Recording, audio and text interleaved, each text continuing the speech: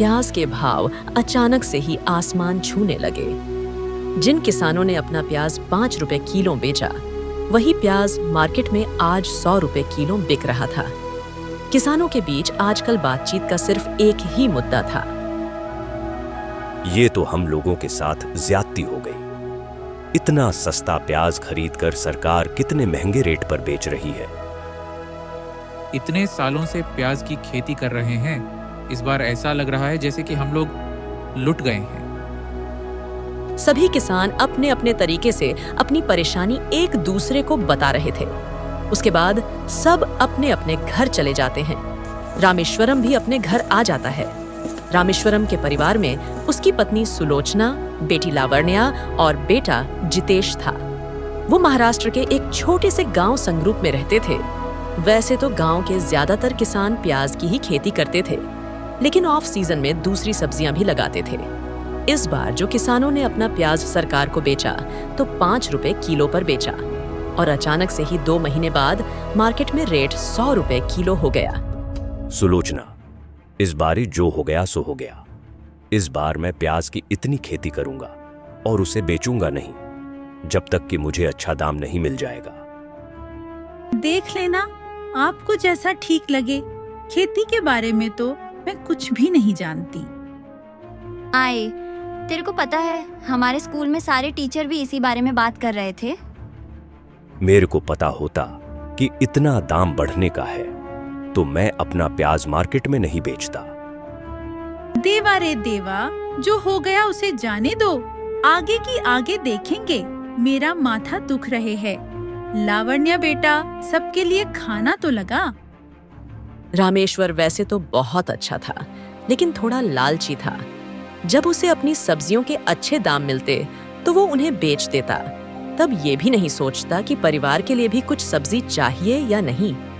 कई बार ऐसा होता, सुलोचना चटनी के साथ रोटी खिलाती, लेकिन रामेश्वर घर सब्जी लेकर नहीं आता। प्याज लगाने का मौसम आ जाता है। सारे किसान प्याज की खेती शुरू कर देते हैं। रामेश्वर भी प्याज की पौधा बनाकर अपने खेतों में लगा देता है। सर्दियां शुरू हो जाती हैं। रामेश्वरम को एक अलग सा लालच आ जाता है। वो इतनी सर्दी में भी सुबह सुबह खेतों में पहुंच जाता है और रोज प्याज की खेती को देखता है। इस बार मैंने बहुत अच्छे प्याज के पौधे लगाए हैं।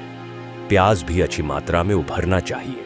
अगर ऐसा हुआ तो इस बार मैं सारा प्याज स्टोर कर लूंगा, और जब मार्केट में इस बार की तरह रेट बढ़ जाएंगे तो मैं खुद उन्हें बेचूंगा।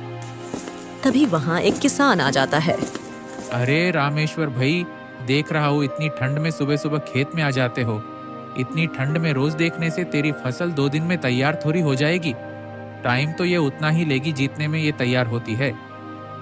ऐसा कुछ नहीं है भाव, बस नींद आती है तो खेतों में निकल आता हूँ। इस बहाने सुबह का घूमना भी हो जाता है। अच्छा, ये बात है।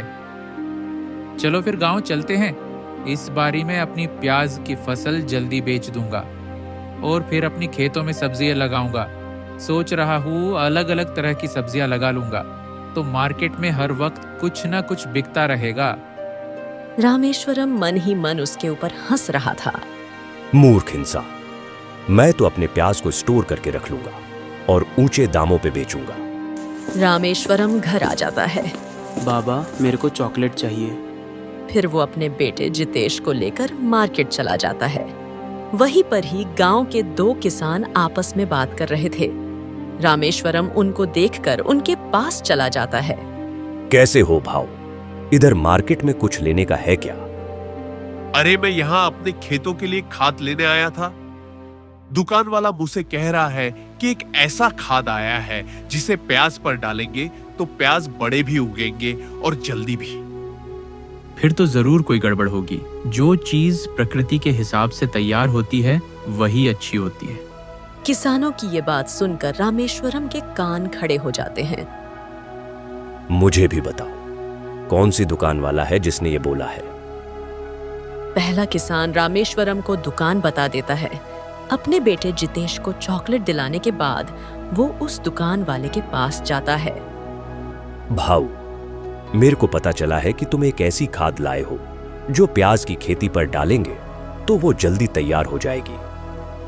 आजकल इन सब चीजों के बगैर अच्छी खेती होना नामुमकिन है।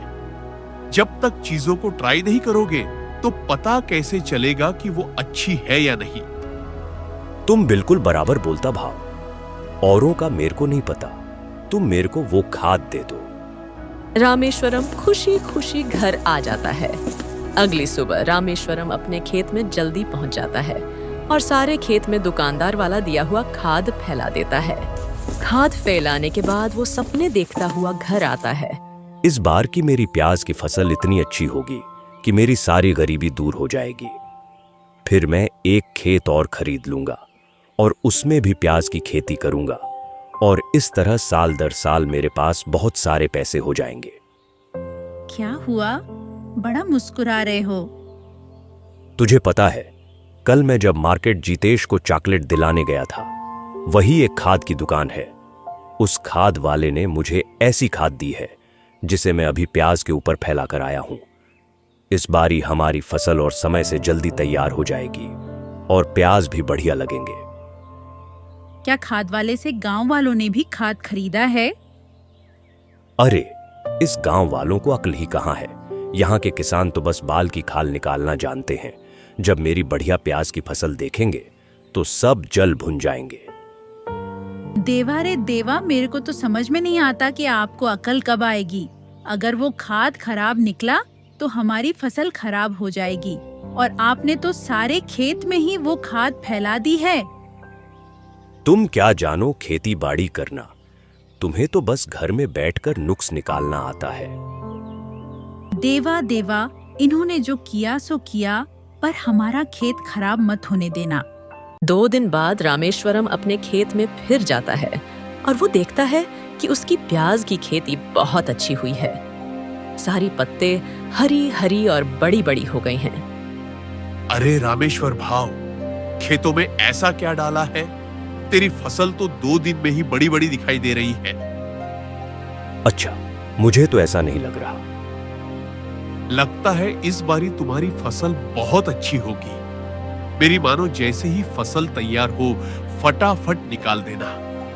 आजकल तो हम लोग 2 बारी भी प्याज की फसल उगा सकते हैं। देखूंगा देखूंगा, अभी तो फसल तैयार होने में टाइम है। देखते ही देखते फसल तैयार हो जाती है। रामेश्वरम की फसल और किसानों से ज्यादा अच्छी और जल्दी तैयार हो गई। सब किसान उसकी फसल देखकर अचंभा कर रहे थे और रामेश्वरम तो फूला ही नहीं समा रहा था। वो अपनी खेतों से सारा प्याज निकालकर बोरियों में भरकर अपने घर के कमरे में रख देता है। लालच मत करो, अपना प्याज अब भी निकाल दो। अभी दाम भी अच्छे मिल रहे हैं। हम अपने घर में इतने दिनों तक प्याज को स्टोर करके नहीं रख सकते। तुम्हें तो पता है ना कि प्याज खराब हो जाता है। मुझे खेती बाड़ी मत सिखा, मैं जानता हूं मैं क्या कर रहा हूं। पहले सब किसानों को प्याज बेचने दे। जब प्याज महंगा हो जाएगा तब मैं अपना प्याज निकालूंगा। धीरे धीरे सब किसानों के फसल भी तैयार हो जाती है। सब किसान अपनी फसल प्याज मार्केट पर चल रहे ही रेट के हिसाब से निकाल देते हैं। रामेश्वर लालच में बैठा रहता है। पिछली बार कम पैदावार होने की वजह से प्याज महंगा हो गया था। इस बार किसानों ने प्याज की ज्यादातर खेती करके उस कमी को पूरा कर दिया, जिससे इस बार थोक में तो रेट अच्छा चला गया, लेकिन मार्केट में प्याज का दाम घट गया। रामेश्वर रोज मार्केट आता और प्याज का रेट पता करता, पर प्याज था कि 10 से 15 से ज्यादा महंगा नहीं हुआ। अभी भी कुछ नहीं बिगड़ा है। आप ये सारे प्याज मार्केट में बेच दो। नहीं नहीं, पिछली बारी इसी समय पर प्याज के दाम दुगने हो गए थे। मैं थोड़ा इंतजार और करूंगा। बाबा, आई सही बोल रही है, आप अभी अपना प्याज निकाल दो।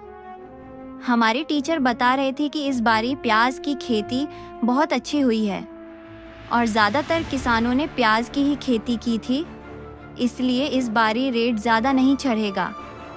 ये ले बिटिया, तो भी अपनी माँ की तरह शुरू हो गई।